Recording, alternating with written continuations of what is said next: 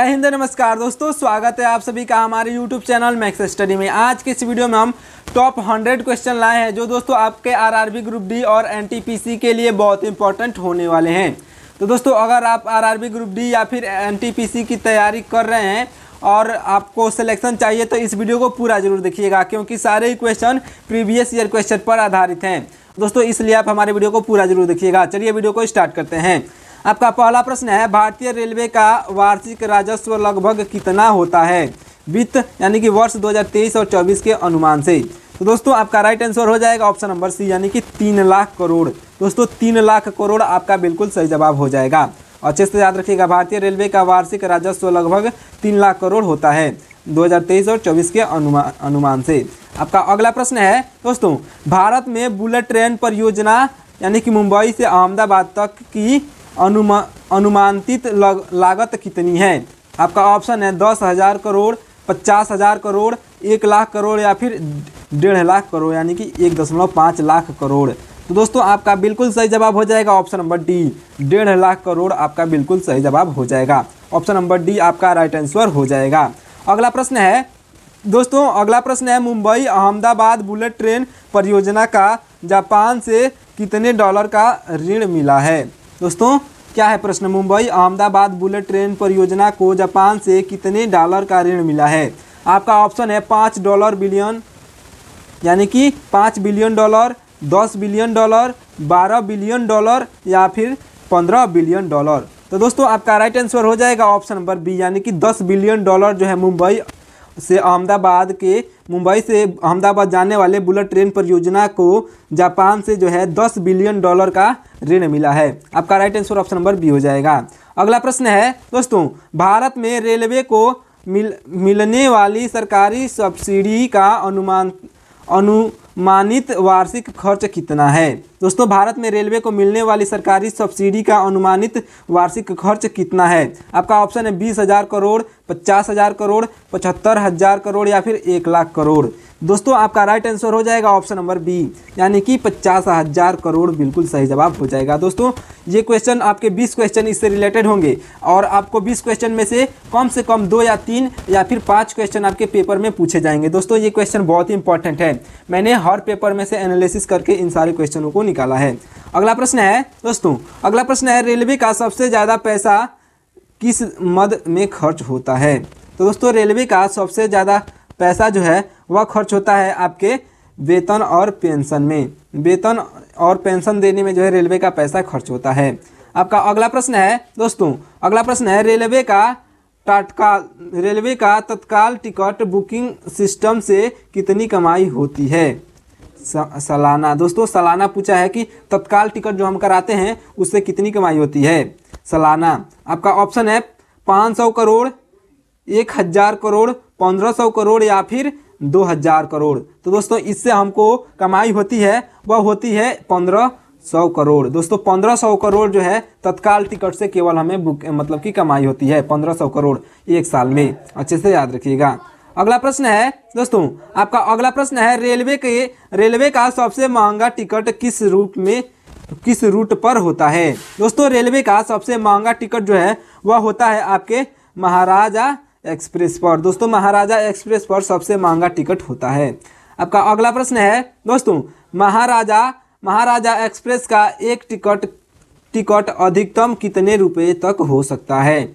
तो दोस्तों महाराजा एक्सप्रेस पर जो है लगभग 16 लाख का टिकट हो सकता है। दोस्तों 16 लाख रुपए का टिकट जो है महाराजा एक्सप्रेस का टिकट अधिकतम हो सकता है, यानी कि इसलिए बहुत ही मतलब कि आपका ये क्वेश्चन क्या था, रेलवे का सबसे महंगा टिकट कहलाता है इसीलिए क्योंकि 16 लाख तक का मतलब अधिकतम रुपया तक हो सकता है टिकट का रुपया।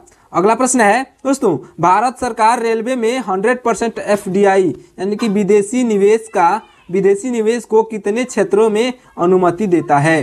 तो दोस्तों आपका राइट आंसर हो जाएगा ऑप्शन नंबर डी यानी कि सभी गैर मुख्य कार्य में जो है FDI जो है सभी गैर मुख्य क्षेत्रों में देता है, मुख्य कार्य के क्षेत्रों में देता है। अगला प्रश्न है दोस्तों, आपका अगला प्रश्न है, भारतीय रेलवे की सबसे बड़ी कमाई किससे होती है? तो दोस्तों भारतीय रेलवे की सबसे बड़ी कमाई जो होती है माल ढुलाई से, यानी कि जो मालगाड़ी होता है उससे सबसे ज़्यादा कमाई होती है। अगला प्रश्न है दोस्तों, भारतीय रेलवे में एक साल में औसत कितने रुपए टिकट रद्दीकरण यानी कि कैंसलेशन से वापस किए जाते हैं? आपका ऑप्शन है 200 रुपये, 200 करोड़ रुपए, 500 करोड़ रुपए, या फिर 1000 करोड़ रुपए, या फिर 2000 करोड़ रुपए। आपका राइट आंसर हो जाएगा दोस्तों ऑप्शन नंबर बी आपका बिल्कुल सही जवाब हो जाएगा, यानी कि 500 करोड़ रुपए आपका बिल्कुल सही जवाब हो जाएगा। अगला प्रश्न है दोस्तों, रेलवे ने वंदे भारत एक्सप्रेस ट्रेन पर प्रति रेक कितना खर्च किया है? आपका ऑप्शन है 30 करोड़ रुपए, 50 करोड़ रुपए, 90 करोड़ रुपए, या फिर 120 करोड़ रुपए। तो आपका बिल्कुल सही जवाब हो जाएगा ऑप्शन नंबर सी, यानी कि 90 करोड़ रुपए जो है रेलवे ने वंदे भारत एक्सप्रेस ट्रेन पर प्रति रेक खर्च किया है। 90 करोड़ रुपए आपका राइट आंसर हो जाएगा। आपका अगला प्रश्न है, भारत सरकार ने रेलवे के आधुनिकीकरण के लिए 2024-25 में कितना बजट आवंटित किया है? तो दोस्तों भारत सरकार ने जो है रेलवे के आधुनिकीकरण के लिए जो है 2024-25 में किया है आपके 2.4 लाख करोड़ रुपए। दोस्तों 4 लाख करोड़ रुपए का बजट आवंटित किया है। आपका right answer option number C हो जाएगा, 2.4 लाख करोड़ रुपए आपका राइट आंसर हो जाएगा। दोस्तों अगला प्रश्न है, रेलवे स्टेशन पर प्लेटफॉर्म टिकट की वर्तमान कीमत क्या है सामान्यतः? तो दोस्तों आपका राइट आंसर हो जाएगा ऑप्शन नंबर सी आपका बिल्कुल सही जवाब हो जाएगा, 20 रुपये आपका राइट आंसर हो जाएगा।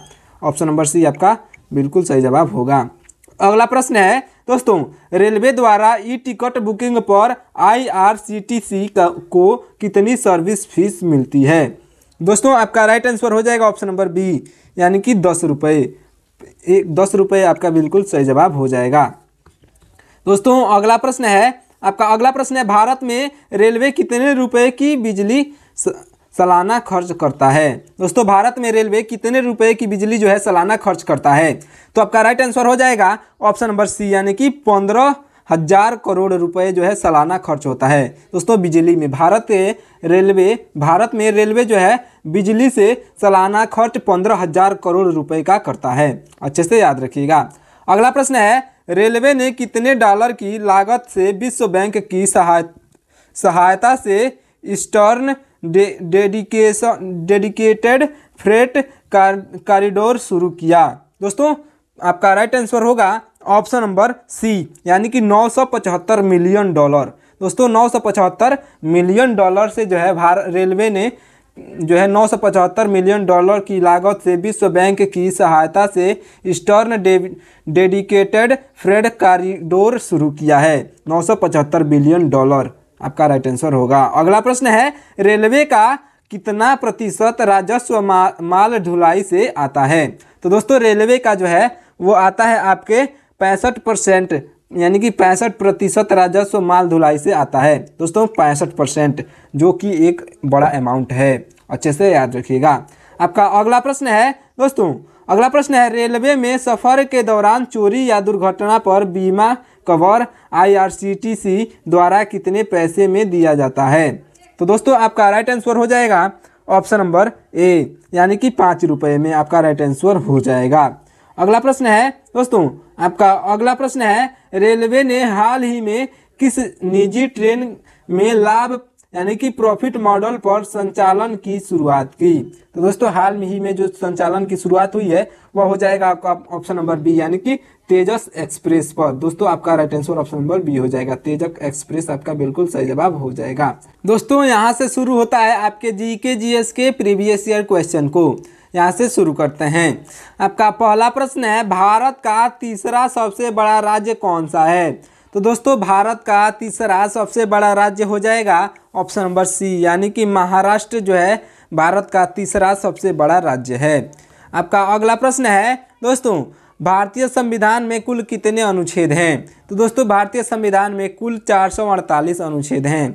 आपका right answer option number C होगा, कुल 448 अनुच्छेद हैं भारतीय संविधान में। अगला प्रश्न है, पानी का रासायनिक सूत्र क्या है? आप कमेंट करके बताइएगा, क्योंकि वो बहुत ही आसान है। अगला प्रश्न है, प्रथम विश्व युद्ध कब हुआ था? तो दोस्तों प्रथम विश्व युद्ध जो हुआ था वह हुआ था आपके ऑप्शन नंबर बी यानी कि सन 1914 से 1918 के बीच में दोस्तों प्रथम विश्व युद्ध हुआ था। अच्छे से याद रखिएगा, सन 1914 से लेकर सन 1918 के बीच में। अगला प्रश्न है, भारत का राष्ट्रीय पक्षी कौन सा है? तो दोस्तों भारत का राष्ट्रीय पक्षी जो है मोर है। Right answer option number C हो जाएगा, मोर आपका बिल्कुल सही जवाब हो जाएगा। अगला प्रश्न है, जय जवान जय किसान का नारा किसने दिया था? तो दोस्तों जय जवान जय किसान का नारा जो है वह दिए थे लाल बहादुर शास्त्री। आपका right answer option number C हो जाएंगे, लाल बहादुर शास्त्री आपके बिल्कुल राइट आंसर होंगे। अगला प्रश्न है, प्लेग रोग किसके कारण होता है? दोस्तों प्लेग रोग जो होता है वह होता है बैक्टीरिया के कारण। ऑप्शन नंबर बी आपका बिल्कुल सही जवाब हो जाएगा। अगला प्रश्न है, भारत का पहला उपग्रह कौन सा है? तो दोस्तों भारत का पहला उपग्रह जो है आर्यभट्ट है। आपका right answer option number C हो जाएगा, भारत का पहला उपग्रह आर्यभट्ट है। अगला प्रश्न है, राष्ट्रीय विज्ञान दिवस कब मनाया जाता है? राष्ट्रीय विज्ञान दिवस जो है मनाया जाता है 28 फरवरी को। 28 फरवरी आपका बिल्कुल सही जवाब हो जाएगा, अच्छे से याद रखिएगा। अगला प्रश्न है, चंद्रगुप्त मौर्य का संबंध किस वंश से था? तो दोस्तों चंद्रगुप्त मौर्य का संबंध जो है वह था मौर्य वंश से। Right answer option number C हो जाएगा, चंद्रगुप्त मौर्य का संबंध जो है मौर्य वंश से था। अगला प्रश्न है, भारतीय राष्ट्रीय कांग्रेस की स्थापना कब हुई थी? तो दोस्तों भारतीय राष्ट्रीय कांग्रेस की स्थापना जो है सन 1885 ईस्वी में हुई थी। आपका right answer option number B हो जाएगा, सन 1885 आपका बिल्कुल सही जवाब हो जाएगा। अगला प्रश्न है, पृथ्वी दिवस कब मनाया जाता है? तो दोस्तों पृथ्वी दिवस जो है मनाया जाता है 22 अप्रैल को। आपका ऑप्शन नंबर बी बिल्कुल राइट आंसर हो जाएगा। अगला प्रश्न है दोस्तों, ओलंपिक खेलों की शुरुआत किस वर्ष हुई थी? तो दोस्तों ओलंपिक खेलों की शुरुआत जो हुई थी वह हुई थी सन 1896 में। 1896 आपका बिल्कुल राइट आंसर हो जाएगा। आपका अगला प्रश्न है दोस्तों, भारत में योजना आयोग का गठन कब हुआ था? दोस्तों ये क्वेश्चन आपके लिए बहुत इंपॉर्टेंट होने वाला है।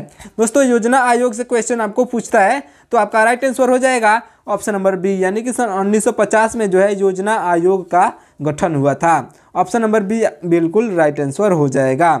अगला प्रश्न है दोस्तों, पानी का उच्चतम घनत्व किस ताप पर होता है? तो दोस्तों पानी का उच्चतम घनत्व जो है वह होता है 4 डिग्री सेल्सियस पर। आपका right answer option number B हो जाएगा, 4 डिग्री सेल्सियस आपका बिल्कुल राइट आंसर हो जाएगा। अगला प्रश्न है, भारत में सर्वाधिक चावल उत्पादन करने वाला राज्य कौन सा है? तो दोस्तों भारत में सर्वाधिक चावल उत्पादन करने वाला राज्य आपका पश्चिम बंगाल हो जाएगा। ऑप्शन नंबर सी बिल्कुल सही जवाब होगा। अगला प्रश्न है दोस्तों, गोल्डन क्वाड्रिलेटर प्रोजेक्ट का संबंध किससे है? तो दोस्तों गोल्डन क्वाड्रिलेटरल का प्रोजेक्ट का संबंध जो है वह है आपके सड़क नेटवर्क से। बिल्कुल right answer option number B हो जाएगा, यानी कि सड़क नेटवर्क आपका राइट आंसर हो जाएगा। अगला प्रश्न है दोस्तों, भारतीय रिजर्व बैंक यानी कि आरबीआई का मुख्यालय कहाँ स्थित है? तो दोस्तों भारतीय रिजर्व बैंक आरबीआई का मुख्यालय जो है मुंबई में स्थित है। ऑप्शन नंबर बी आपका राइट आंसर हो जाएगा। आरबीआई का जो है मुख्यालय, भारतीय रिजर्व बैंक का मुख्यालय मुंबई में स्थित है। अगला प्रश्न है, मानव शरीर में रक्त का पीएच मान कितना होता है? तो दोस्तों मानव शरीर में रक्त का पीएच मान 7.4 होता है। आपका right answer option number B हो जाएगा। अगला प्रश्न है दोस्तों, अगला प्रश्न है, रामायण के रचयिता कौन थे? तो दोस्तों रामायण के रचयिता जो हैं वह थे आपके वाल्मीकि जी। दोस्तों वाल्मीकि जी आपके बिल्कुल सही जवाब हो जाएंगे। और तुलसीदास का एक रचना आप कमेंट करके बताइएगा जो प्रमुख है।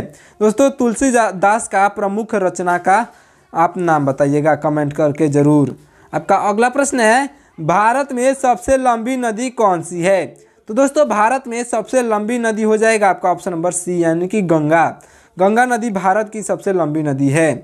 अगला प्रश्न है, भारत में पहला आम चुनाव कब हुआ था? तो दोस्तों भारत में पहला आम चुनाव जो हुआ था सन 1951 से 52 के बीच में। आपका right answer option number C हो जाएगा, अच्छे से याद रखिएगा। अगला प्रश्न है, नीति आयोग की स्थापना कब हुई थी? तो दोस्तों नीति आयोग की स्थापना जो है वह हुआ था आपका सन 2015 में। आपका right answer option number B हो जाएगा, सन 2015 आपका बिल्कुल राइट आंसर हो जाएगा। अगला प्रश्न है दोस्तों, पृथ्वी की सतह का कितने प्रतिशत भाग जल से ढका है। दोस्तों पृथ्वी की सतह का जो है 71% भाग जो है जल से ढका है, यानी कि 29% भाग जो है जमीन है, नहीं तो 71% भाग जो है जल से ढका हुआ है। अगला प्रश्न है, भारत में पहला परमाणु ऊर्जा संयंत्र कौन सा था। भारत में पहला परमाणु ऊर्जा संयंत्र हो जाएगा तारापुर। दोस्तों तारापुर आपका बिल्कुल सही जवाब हो जाएगा। अगला प्रश्न है दोस्तों, अगला प्रश्न है, भारत का सबसे बड़ा बंदरगाह कौन सा है। तो भारत का सबसे बड़ा बंदरगाह है मुंबई पोर्ट।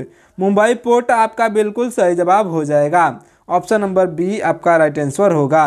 अगला प्रश्न है दोस्तों, कंप्यूटर के जनक कौन माने जाते हैं। तो कंप्यूटर के जनक माने जाते हैं आपके चार्ल्स बेबेज। दोस्तों चार्ल्स बेबेज आपके बिल्कुल सही जवाब हो जाएंगे। दोस्तों सारे क्वेश्चन प्रीवियस ईयर क्वेश्चन पर आधारित हैं और आपके लिए बहुत ही इंपॉर्टेंट है, क्योंकि प्रीवियस ईयर क्वेश्चन से 60 से 70% क्वेश्चन प्रीवियस ईयर क्वेश्चन से आते हैं आपके किसी भी एग्जाम में। तो दोस्तों इसलिए प्रीवियस ईयर क्वेश्चन का क्वेश्चन बहुत इंपॉर्टेंट होता है। अगला प्रश्न है, कौन सा विटामिन सूर्य की रोशनी से प्राप्त होता है। तो दोस्तों वह विटामिन हो जाएगा आपका vitamin D, option number C आपका राइट आंसर होगा, यानी कि विटामिन डी जो है सूर्य की रोशनी से प्राप्त होता है। अगला प्रश्न है, मल्ल राज्य का राजधानी क्या थी।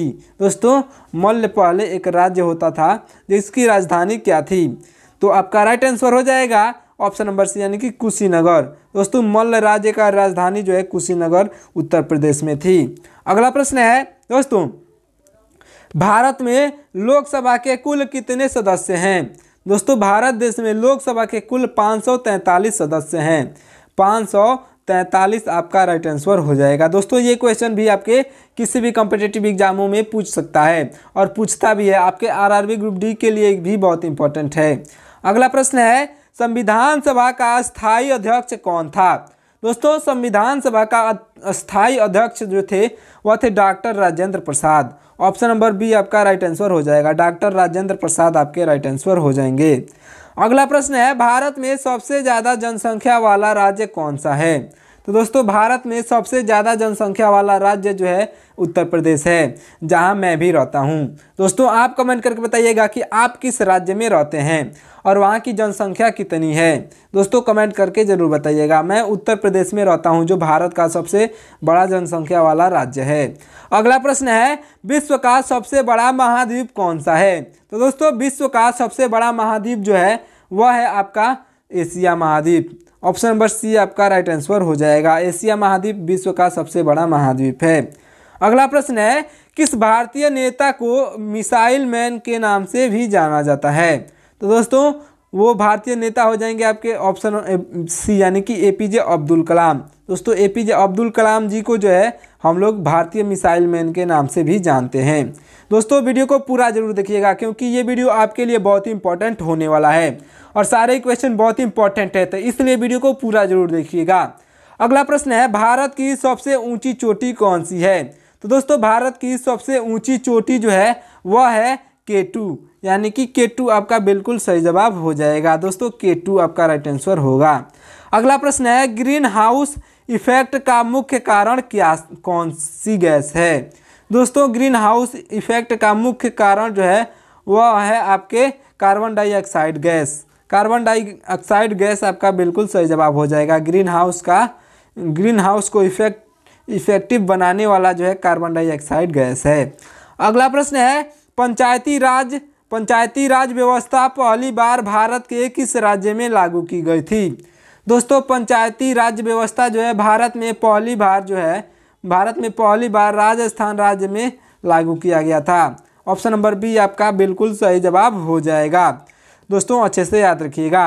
अगला प्रश्न है, भारत का सबसे बड़ा रेल जंक्शन कौन सा है।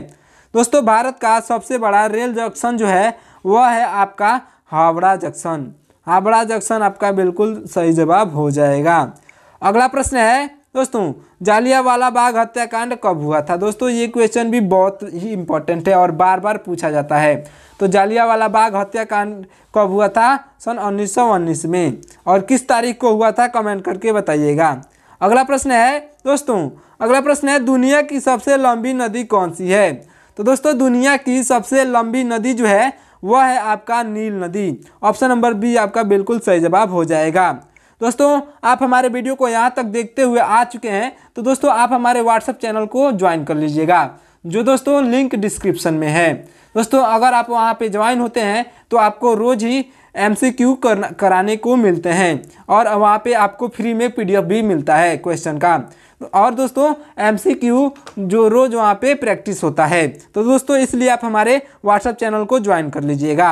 अगला प्रश्न है, भारतीय राष्ट्रीय ध्वज को किसने डिजाइन किया था? भारतीय राष्ट्रीय ध्वज को जो है वह डिजाइन किए थे पिंगली वेंकैया। दोस्तों पिंगली वेंकैया आपके बिल्कुल सही जवाब हो जाएंगे। अगला प्रश्न है दोस्तों, राज्यसभा का कार्यकाल कितने वर्ष का होता है? राज्यसभा का कार्यकाल जो होता है वह होता है 6 वर्षों का। ऑप्शन नंबर बी आपका बिल्कुल राइट आंसर हो जाएगा। राज्यसभा का कार्यकाल 6 वर्षों का होता है। अगला प्रश्न है, भारतीय रुपये का प्रतीक चिन्ह किससे डिजाइन किया गया था? दोस्तों भारतीय रुपये का प्रतीक चिन्ह जो है वह डिजाइन किया गया था डी उदय कुमार के द्वारा। दोस्तों डी उदय कुमार के द्वारा डिजाइन किया गया था। अगला प्रश्न है, भारत का सबसे पुराना पर्वत कौन सा है? तो दोस्तों भारत का सबसे पुराना पर्वत जो है अरावली पर्वत है। ये क्वेश्चन भी बहुत इंपॉर्टेंट है और इस क्वेश्चन को बार बार देखा गया आपके आरआरबी ग्रुप डी एग्जाम में। अगला प्रश्न है दोस्तों, चिपको आंदोलन किससे संबंधित था? तो दोस्तों चिपको आंदोलन जो है वह संबंधित था आपके पेड़ों की रक्षा से। दोस्तों पेड़ों की रक्षा से चिपको आंदोलन संबंधित था। दोस्तों और कमेंट करके बताइएगा कि चिपको आंदोलन किसने शुरू किया था? दोस्तों वो हमारे भारत देश के लिए एक गौरववान महिला थी। दोस्तों चिपको आंदोलन किसने शुरू किया था? वह एक महिला थी, मैं इतना बता दे रहा हूँ। कमेंट करके बताइएगा कि किसने शुरू किया था। अगला प्रश्न है, संविधान के किस अनुच्छेद के तहत राष्ट्रपति आपातकाल की घोषणा कर सकता है? तो दोस्तों संविधान के अनुच्छेद 352 के तहत जो है राष्ट्रपति आपातकाल की घोषणा कर सकते हैं, 352 अनुच्छेद के तहत। अगला प्रश्न है, भारत में निर्मित पहला युद्धपोत कौन सा था? दोस्तों आपका right answer option number A हो जाएगा, यानी कि INS। दोस्तों INS विक्रांत आपका बिल्कुल राइट आंसर हो जाएगा। दोस्तों अगला प्रश्न है, कौन सा ग्रह लाल ग्रह के नाम से जाना जाता है? तो दोस्तों वह ग्रह हो जाएगा मंगल ग्रह। मंगल ग्रह को जो है हम लाल ग्रह के नाम से भी जानते हैं। अगला प्रश्न है, भारतीय संविधान में कितने अनुसूचियां हैं? तो दोस्तों भारतीय संविधान में जो है कुल अनुसूचियों की संख्या है 12। दोस्तों भारतीय संविधान में कुल 12 अनुसूचियां हैं। ऑप्शन नंबर बी आपका बिल्कुल राइट आंसर हो जाएगा। अगला प्रश्न है, दक्षिण गंगा किस नदी को कहा जाता है? तो दोस्तों दक्षिण गंगा जो है वह कहा जाता है आपके ऑप्शन नंबर बी, यानी कि गोदावरी नदी को। दोस्तों गोदावरी नदी को जो है दक्षिण गंगा कहा जाता है। अगला प्रश्न है, वित्त आयोग के अध्यक्ष की नियुक्ति कौन करता है? तो दोस्तों वित्त आयोग के अध्यक्ष की नियुक्ति जो है करते हैं आपके राष्ट्रपति। ऑप्शन नंबर बी बिल्कुल सही जवाब हो जाएगा, राष्ट्रपति करते हैं। अगला प्रश्न है, चंद्रमा की सतह पर चलने वाले पहले व्यक्ति कौन थे?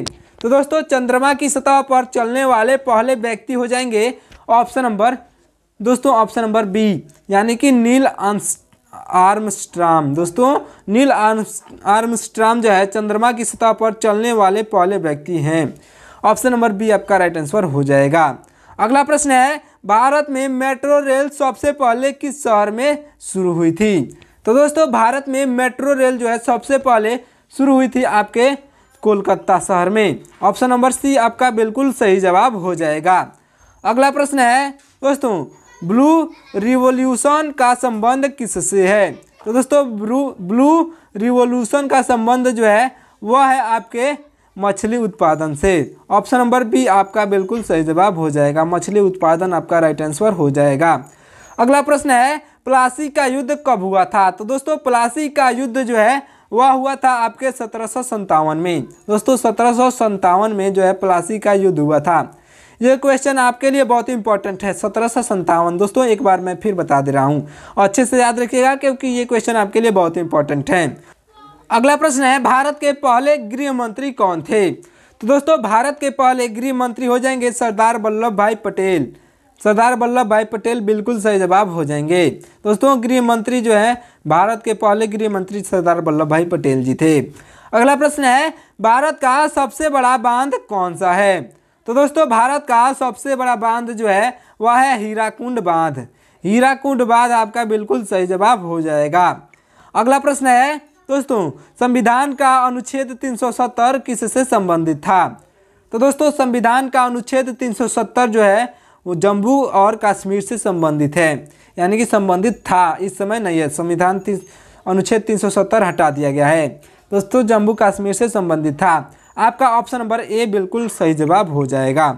अगला प्रश्न है दोस्तों विश्व का सबसे ऊंचा पर्वत कौन सा है।